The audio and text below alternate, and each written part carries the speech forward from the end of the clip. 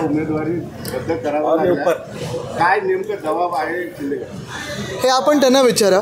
आपण पाहिलं असेल ज्यांना अनेक वेळा खासदार शिवसेनेने बनवलं, उद्धव साहेबांनी बनवलं. एक व्यक्ती तर अशी की 5 वेळा खासदार बनवलं आणि त्यांना काल 9 की 10 तास थांबून देखील तिकीट मिळालं नाही.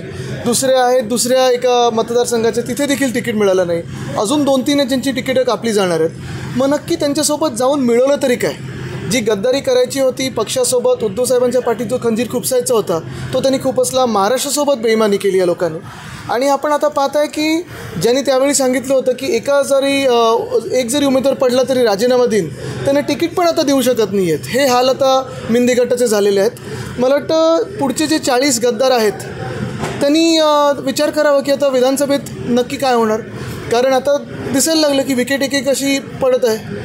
छत्रपती संभाजीनगरचा तुम्ही उमेदवार जाहीर करून टाकला प्रचार करत, पण दिल्ली गटाचा उमेदवार काय आणखी अनेक ठिकाणी महाराष्ट्रात आपण पाहत असाल, भाजपा असेल किंवा मिंदी गट असेल किंवा राष्ट्रवादीची गद्दार गँग असेल, उमेदवार मिळतच नाहीत. म्हणजे आपण पाहत असाल मुंबईत देखील भाजपाने अजून 2च उमेदवार जाहीर केले आहेत, ते देखील मुंबई विरोधी आणि महाराष्ट्र विरोधी. आपण पाहत असाल हेच आहे सगळीकडे की जास्तीत जास्त ठिकाणी आमच्या महाविकास आघाडीचे उमेदवार जाहीर झालेत, शिवसेनेचे तर सगळेच झालेले आहेत. आणि एका बाजूला मिंदी गँग आणि भाजपा ह्यांना उमेदवार मिळत नाही आहेत. एक बघण्यासारखं आहे नक्की की जिथे भ्रष्टाचारी लोक आहेत, ज्यांच्यावर आरोप झाले आहेत, ज्यांच्यावर केसेस होत्या, त्यांच्यात बोली लागली की काय माहीत नाही, पण तिथे पण अजून उमेदवार जाहीर नाही झालेत.